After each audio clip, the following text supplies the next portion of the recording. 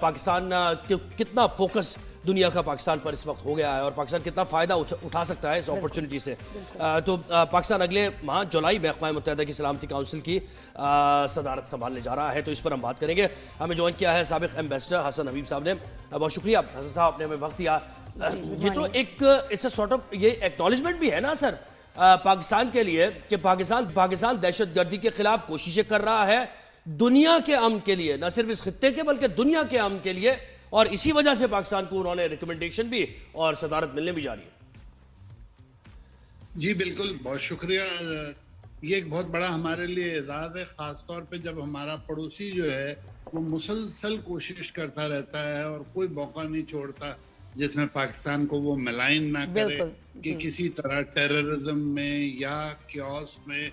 तो हमारी जो डिप्लोमेसी उसकी ये फतह यही है कि हमने अपने आप को रेलेवेंट रखा हुआ है और हम बार बार इंटरनेशनल फोरा पे पीस के लिए और इस तरह के जो कॉन्फ्लिक्ट रेजोल्यूशन के लिए काम करते रहते हैं। और यूएन की जो सिक्योरिटी काउंसिल की सदारत है, ये एक बहुत अहम मौका है जिसमें पाकिस्तान अपने आप को रीस्टैब्लिश करता है। और देखिए, पीरियडिकली हम इलेक्ट होते रहते हैं, उसमें ये ऐसे नहीं होता कि नॉमिनेशन है, बल्कि बाकायदा रीजनल रिप्रेजेंटेशन में जो नॉन परमानेंट मेंबर्स हैं वो इलेक्ट होते हैं यूएन में।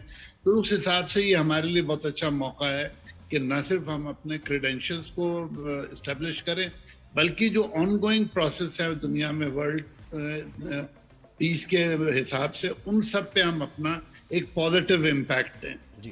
जी सर, ये बताइएगा कि ये सिक्योरिटी काउंसिल को जो पाकिस्तान इंशाल्लाह लीड करेगा, ये इसमें हमारा रोल क्या होगा, करना क्या होता है, जिम्मेदारियां क्या होती हैं?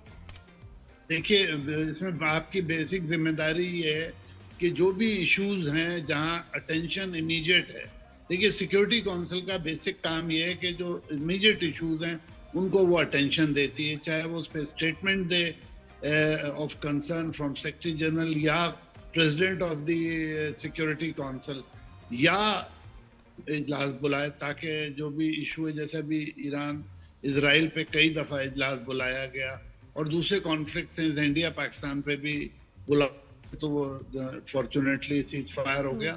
तो इस तरह से जो सेक्रेटरी प्रेसिडेंट होता है उसका बड़ा अहम रोल होता है कि वो इम्पोर्टेंट इश्यूज को हाईलाइट करने के लिए या उन पे इशू स्टेटमेंट देता है या उस सिलसिले में इजलास बुलाता है।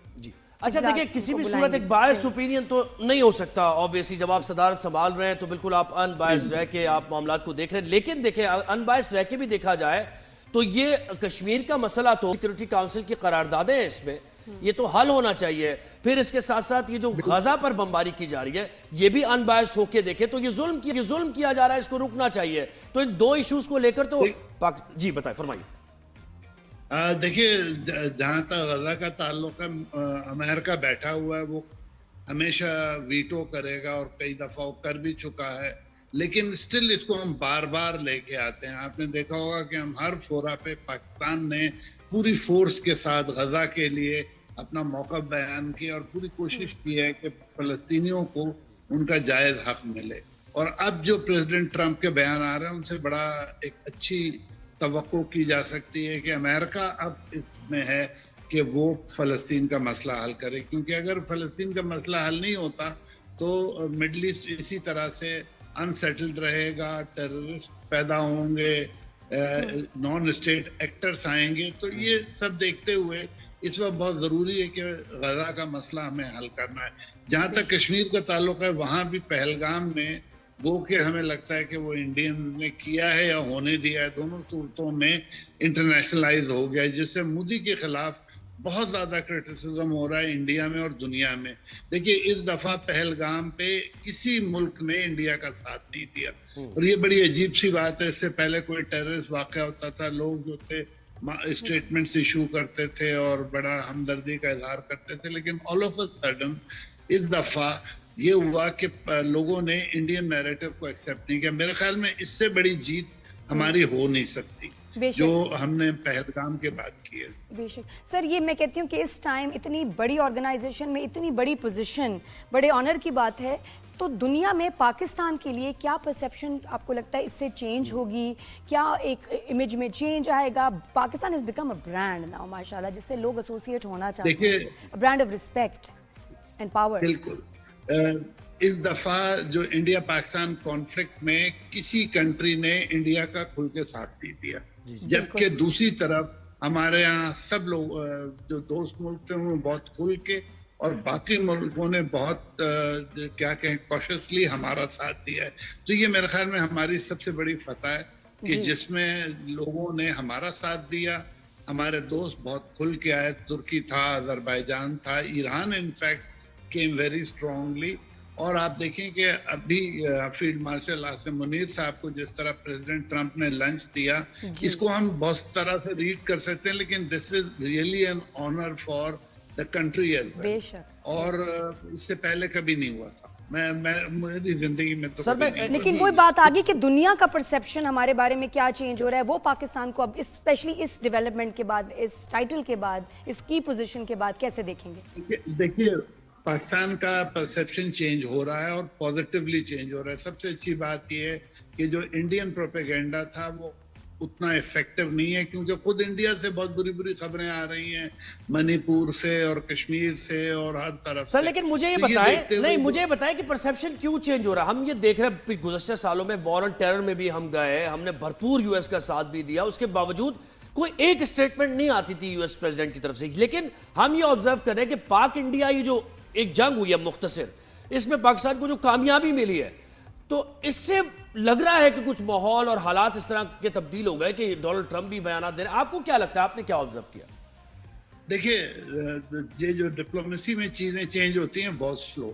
ایک دفعہ جب آپ کے خلاف نیگیٹو پرسیپشن آ جاتا ہے تو اس کو پازیٹیو کرنے کے لیے بہت طویل عرصہ چاہیے. میرے خیال میں جو ہماری پچھلے 8-10 سال کی ایفرٹس ہیں وہ اب رنگ لا رہی ہیں اور سلولی ہمارا پرسیپشن امپروو کر رہا ہے. ایک تو یہ ہے. دوسرے آپ دیکھیے دنیا میں ہر جگہ پاکستان پیس کے لیے کام کر رہا ہے. جیسے یو این پیس مشن میں ہم سب سے بڑے کنٹریبیوٹر ہیں. ہمارے سپاہی بیچارے چاہے وہ ایتھوپیا ہو، چاہے افریقہ کے دوسرے ملک ہوں یا ہیٹی ہو، جہاں بھی کانفلکٹ ہوتا ہے ہمارے سپاہی جاتے ہیں، ہمارے افسر جاتے ہیں. تو ایک تو یہ ہمارا بہت. پھر ہم نے دیکھیے بہت کوشش کی کہ برما میں دوسری جہاں کانفلکٹ پہ اس میں ہم نے بہت اپنا بیلنسڈ ایٹیٹیوڈ رکھا. جو حالیہ ایران والا ہمارا تھا اس میں ایران کیونکہ ہمارا نیبر ہے اس لیے ہم نے بہت کھل کے جو ایران کے خلاف جارحیت پہ بولا. تو یہ سب چیزیں جو ہیں وہ دھیرے دھیرے پالیسیز میں اور پرسیپشن میں چینج لاتی ہیں. تو اب دنیا ریئلائز کر رہی ہے کہ جو انڈین پروپیگنڈا تھا وہ اتنا ٹھیک نہیں تھا اور پاکستان ایک ذمہ دار. سر بس مختصر یہ بتا سکتے ہیں آپ کہ کشمیر پہ اجلاس بلایا جا سکتا ہے ممکنہ طور پہ یو این سیکورٹی یا نہیں؟ کشمیر پہ ہمارے پاس یو این جنرل اسمبلی میں تو بہت زیادہ فوکس ہے، لیکن سیکورٹی کونسل میں وہ اسی وقت بلایا جا سکتا ہے جب کوئی کانفلکٹ ہو. تو ابھی اللہ کا شکر ہے کوئی کانفلکٹ اس پہ ہوا نہیں. جو موجودہ کانفلکٹ تھا یہ بھی آؤٹ صرف ایئر میں رہا. تو کشمیر پہ بلانا تھوڑا سا مشکل ہے خاص طور پہ جب پاکستان خود پہ. لیکن اوورال پاکستان کے لیے اچھے بہت وہ ہے. بہت شکریہ سابق ایمبیسڈر حسن حبیب صاحب نے. یہ دیکھیے جو ایک بات اس ماننے والی ہے وہ یہ کہ Pakistan has emerged in the world as a new force.